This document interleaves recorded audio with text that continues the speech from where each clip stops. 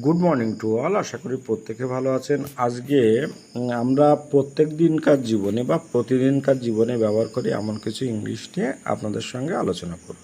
ওকে, তাহলে চলুন ভিডিওটি শুরু করি। আমরা কি ডোন্ট পুশ মানে কি, বাংলা কি, ধাক্কা দিও না।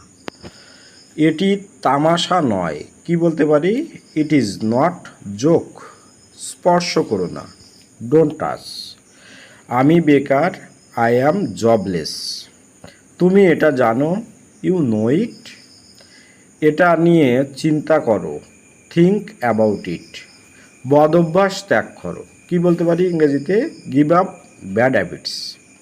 সে অদ্ভুত কথা বলে, কি বলতে পারি, হি টক স্ট্রেঞ্জ। কখনো ছেড়ে যেও না, don't ever leave. Okay, next part, প্রশ্ন ওঠে না, কি বলতে পারি, আনকোয়েশ্চেনেবল। পাগলামি করো না, ডোন্ট গেট ম্যাড। দারুণ তো, দ্যাট উইল বি গ্রেট। বিশেষ কিছু না, কি বলতে পারি ইংরেজিতে, নাথিং স্পেশাল। ভয় পেও না, ডোন্ট বি অ্যাফ্রেড। সাধ্যমতো চেষ্টা করো, ডু ইউর বেস্ট। এটা তার জন্য, ইটস ফর হিম।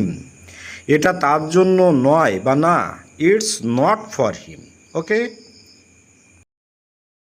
জীবন এত কঠিন কেন, কি বলতে পারি, why is life so difficult.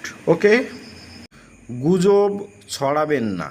গুজব ইংরেজি হচ্ছে রুমার্স, আর ছড়ানো ইংরেজি হচ্ছে স্প্রেড, ওই জন্য লিখেছি ডোন্ট স্প্রেড রুমার্স। ওকে, আমি সত্যি অনেক দুঃখিত, আই অ্যাম টেরিবেলি সরি বা আই অ্যাম রিয়েলি সরি। আমরা যে কোনোভাবে আপনারা কথাটিকে বলতে পারেন। ওকে, মাথা গরম করো না, কি বলতে পারি, ডোন্ট লুজ ইয়োর টেম্পার। হ্যাঁ, এখানে হচ্ছে দেখুন, লুজ মানে হচ্ছে হারানো, আর টেম্পার মানে হচ্ছে এখানে রাগ অর্থে। হ্যাঁ, ওই জন্য বলছে কি, বা ধৈর্য অর্থে, যে ডোন্ট লুজ ইয়োর টেম্পার, মাথা গরম করো।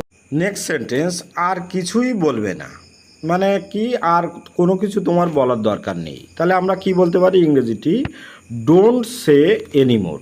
হ্যাঁ, এখানে দেখুন এনিমোর মানে কি, আর কিছু, আর ডোন্ট সে মানে হচ্ছে না বলা অর্থে। ওকে, এই জন্য লিখেছি ডোন্ট সে এনিমোর। ওকে, তাহলে ভিডিওটি আজকের মতো এখানেই শেষ করছি। নেক্সট ভিডিওতে আপনাদের সঙ্গে আরও কিছু নতুন টপিক নিয়ে আলোচনা করব। আর এটা অবশ্যই আপনারা বাড়ির ছোট ছোট বাচ্চাদের বা নিজেদের ক্ষেত্রেও ইউজ করবেন। অবশ্যই দেখবেন এগুলো আপনাদের কাজের জায়গায় মানে অফিসিয়াল পারপাসে অনেকটা হেল্পফুল হয়ে যাবে। ওকে, ভালো থাকবেন সবাই, আপনাদের দিনটি শুভ হোক। Have a good day.